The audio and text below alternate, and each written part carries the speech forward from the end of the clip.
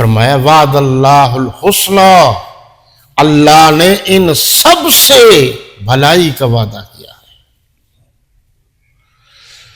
اب دیکھیے بحیثیت مسلمان کے، جب قرآن جن کی تعریف کر رہا ہے تو اس کے بعد ہمیں کسی دلیل کی ضرورت نہیں ہے۔ تو یہ کیا کہا گیا؟ اللہ ان کو ضرور معلوم کرے گا جو بریکٹ میں کیا لکھا ہے؟ سچے مومن ہیں۔ اب سچے سے پتہ چل گیا کہ جو 2 نمبر ہیں ان کی بات نہیں ہو رہی، اور منافقوں کا بھی اللہ تعالیٰ ان کے بارے میں بھی معلوم کرے گا، یعنی اللہ کو پتہ ہے منافق کون ہے، مومن کون ہے۔ کتنی وضاحت آ گئی۔ اور پھر تھوڑا سا یہ منظر بھی دیکھ لیجئے جی، سورہ الانفال، یہ پارہ نمبر 9 ہے۔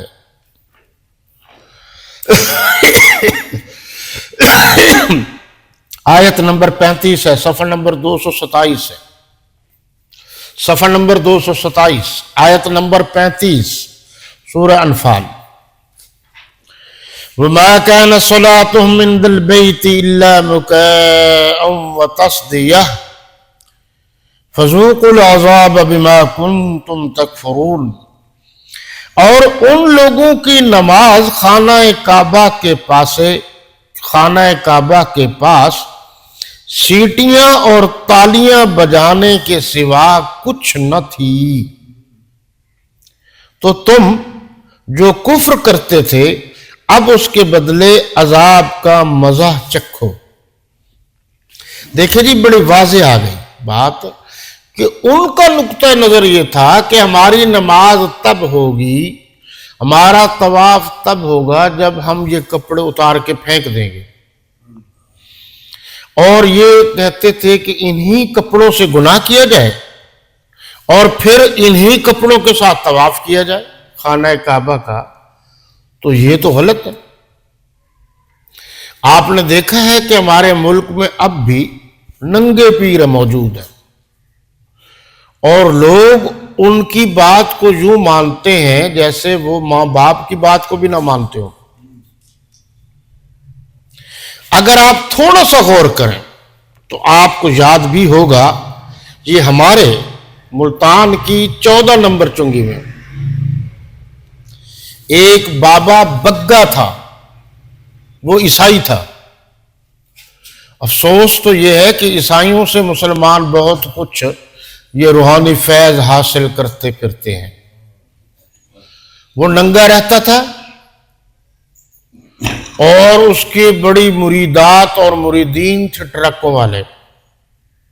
پھر وہ کوئی چیز بھی ہوتا ہے تو غلیظ کر کے دے دیتا، تو لوگ اسے کہتے اب ہماری مرادیں پوری ہو گئی۔ کسی دکان پر بیٹھ جاتا تو لوگ کہتے ہیں کہ جناب جو ہماری تمنا اور آرزو تھی بس ہو گئی۔ آپ ذرا غور کریں، ان سے مانگ رہے ہیں جو دوسروں کا محتاج ہے، اس ذات سے نہیں مانگتے جو کسی کا محتاج نہیں۔ اب وہ مر گیا، اور اگلے لطف کی بات یہ ہے کہ مر بھی گیا ہے اور اس کی دربار ہے۔ آج بھی مسلمان اس کی پوجا پاٹ کر رہے ہیں، منتیں مان رہے ہیں۔ تو اس قسم کے لوگ پہلے نہیں اب بھی ہیں۔ پھر وہ کیا کرتے تھے جی؟ سیٹیاں بجاتے تھے، تالیاں بجاتے تھے اور کہتے تھے ہماری عبادت ہے۔ جیسے ہمارے ہاں قوالی میں تالیاں بجائی جاتی ہیں، اور وہ بدبخت ان تالیوں کو عبادت سمجھتے ہیں۔ ڈھول بجائے جاتے ہیں، ان کو عبادت سمجھتے ہیں۔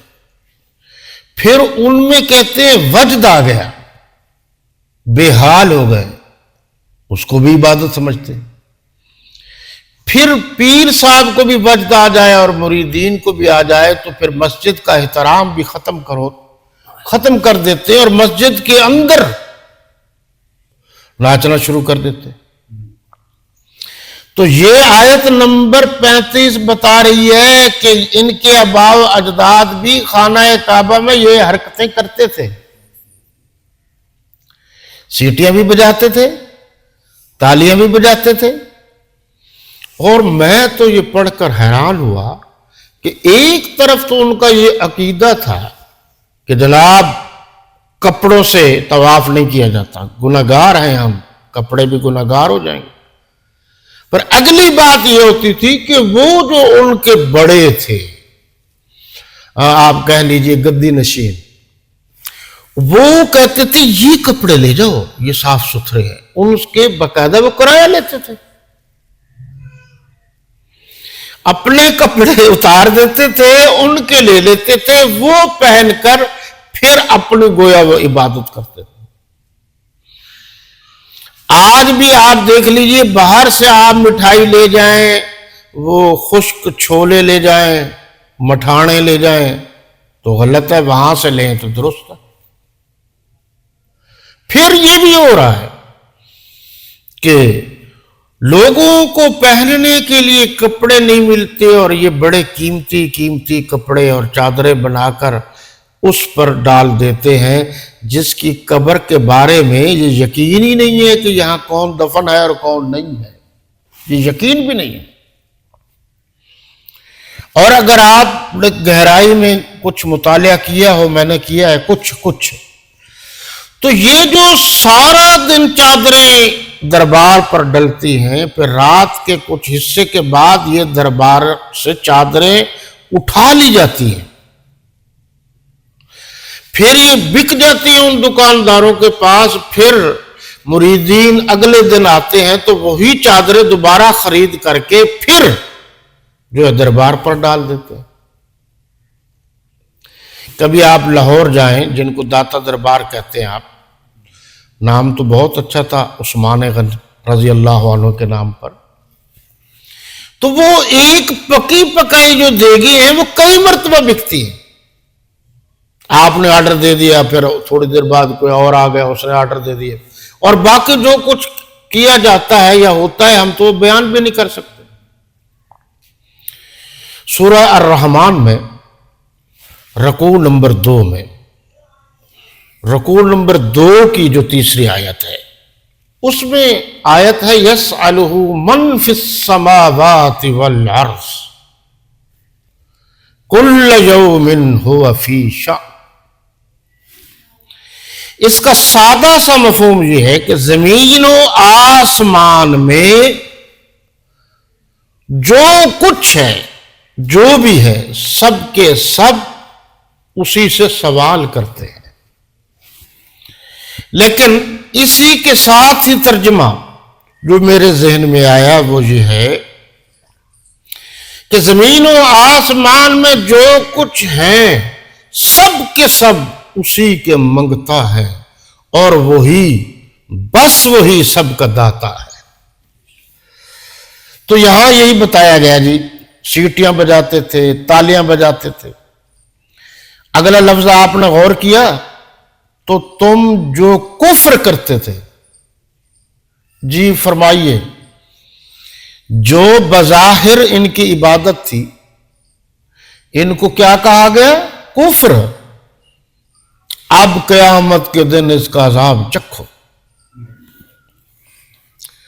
اب دیکھیے جی، ارأیت الذی یکذب بالدین، بھلا تم نے اس شخص کو دیکھا جو روز جزا کو جھٹلاتا ہے، یعنی قیامت کے دن کو جھٹلاتا ہے۔ اب اس کی گویا نشانیاں ہیں، وہ کس طرح کا آدمی ہوگا؟ فَذَلِكَ الَّذِي يَدُعُ الْيَتِيمَ، یہ وہی بدبخت ہے جو یتیم کو دھکے دیتا ہے۔ یہ دیکھیے جی، یتیم کے بارے میں اسلام کی بڑی واضح پالیسی، واضح احکامات ہیں کہ وہ گھر سب سے اچھا ہے جس گھر سے یتیم کو کھانا ملتا ہے۔ اور ایک جگہ فرمایا گیا کہ یتیم قیامت کے دن جناب رسالت پناہ صلی اللہ علیہ وسلم نے فرمایا میرے ساتھ یا میرے اتنا قریب ہوگا جتنا یہ 2 انگلیاں ہیں. اور یہ بھی کہا گیا کہ یتیم جو ہے اس کو آپ دھکے نہ دیں، پریشان نہ کریں، ذلیل اور رسوا نہ کریں، ورنہ اس کی بد دعا سے اللہ کا عرش ہل جاتا ہے. یہ میں انسانوں کی بات کر رہا ہوں. اس یتیم سے مراد بعض مفسرین نے لکھا ہے وہ بھی یتیم ہے جس کا اس دنیا میں کوئی دوست نہ ہو تو وہ حال دل بانٹ سکے، وہ بھی یتیم ہے. ہمارے ہاں جو سمجھا جاتا ہے وہ یتیم یہ ہے کہ بچپن میں باپ چلا جائے اور مال اور دولت کے اعتبار سے محروم ہو، ظاہری اعتبار سے، وہ بھی یتیم ہے. اور جناب اس دور میں یتیموں سے ہمدردی کے لیے آج بھی ہو رہا ہے. ذرا آپ غور کریں گے، قرآن قیامت تک کے لیے. اس دور میں یتیم کے ساتھ ہمدردی یہ ہوتی تھی کہ جی بجائے اس کے کہ یہ دھکے کھاتے پھریں وہ اس یتیم کی ماں سے رشتہ کر لیتے تھے. اصل مقصد یہ ہوتا تھا کہ اس کی جو جائیداد وغیرہ ہے وہ بھی میرے پاس آ جائے.